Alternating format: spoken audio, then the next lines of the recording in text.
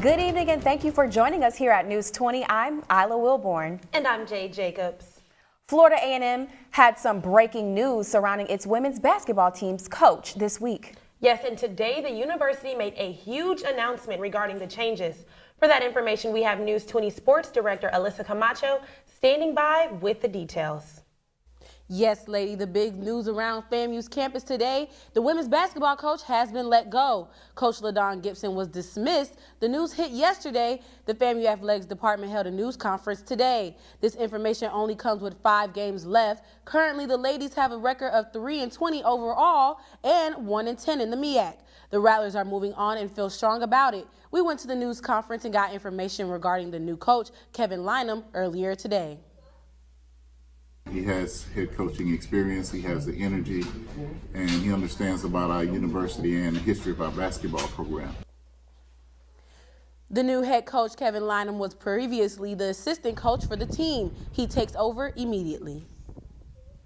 Tallahassee Police Department officials released new details on the deadly hot yoga shooting that happened last November yesterday. News 20 multi-skilled journalist Tiffany Bowie is live in the newsroom to give us the latest updates. Tiffany, what can you tell us? Thank you, Ella. During the TPD press conference, Chief Michael DeLeo said that gunman Scott Burley planned the attacks months in advance. The investigation update also revealed that gunman even made multiple Google searches for hot yoga. DeLeo said that Burley had no connections to the victims and didn't appear to single any of them out.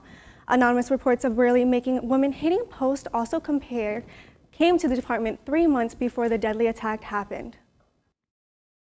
We were made aware of the tip. The person who had contacted the FBI contacted us, told us that they had shared the information about his website that we previously released information about, and had called the FBI directly and made a tip. That's all I have for you today. I'm Tiffany Bowie. Back to you all at the desk. We're about 1 year shy of the horrific Parkland High School shooting that took place last year in Florida. Survivor and activist David Hogg spoke out with a message to end gun violence once and for all. I plan to make sure that nobody else, no matter the zip code, has to live in constant fear of gun violence, and I plan to make sure that our generation is the last generation that has to live with the constant scourge of gun violence, no matter whether it's 17 people that are killed at our high school or one person that's shot and killed on their way to school, because we have to end gun violence in every zip code, in every single part of the United States. David was a senior last year when the shooting occurred. On a brighter note, today is a great day for some local residents who are breakfast lovers. Early this morning, Keke's Breakfast Cafe held its grand opening. Our News 20 multi-skilled journalist Josh McKell is in the newsroom to tell us how it went. Josh, does Keke love you? Yes, Jade. Many local residents have been waiting for months, and now the wait is finally over. The grand opening of Keke's Breakfast Cafe took place at the location off West Tennessee Street, and today was a pretty busy day for employees. The restaurant served dozens of customers, tasty meals from apple cinnamon waffles to stuffed French toast. We even got the chance to talk to the general manager about her exciting day. Here's what she had to say. My name is Sandra. I'll be the general manager here at Keke's Breakfast Cafe. Today is our first day. We're really excited to be here. We've been preparing for months now. So go ahead and come in and check us out from 7 to 2:30. We'll be here every day of the week. Well, that's all I have for you this evening. Live in the studio, I'm Josh McKell. Back to you all at the desk. Thanks, Josh. Now it's time for our first look at the forecast. For that, let's head over to the weather with Titi Lyo. Thanks, Jade. Let's get a look at our first forecast. Our current conditions are cloudy today. It's 62 degrees outside and winds are at 11 miles per hour. As you guys can see, it's a little cooler today than it's been the rest of this week. And the 0% chance of rain. So you guys didn't need your umbrellas today. Let's look at tonight's weather. It gets a little bit cooler tonight with temperatures at 37 degrees and light winds. The sunset will happen at around 6:23 p.m. and there'll be a 0% chance of rain.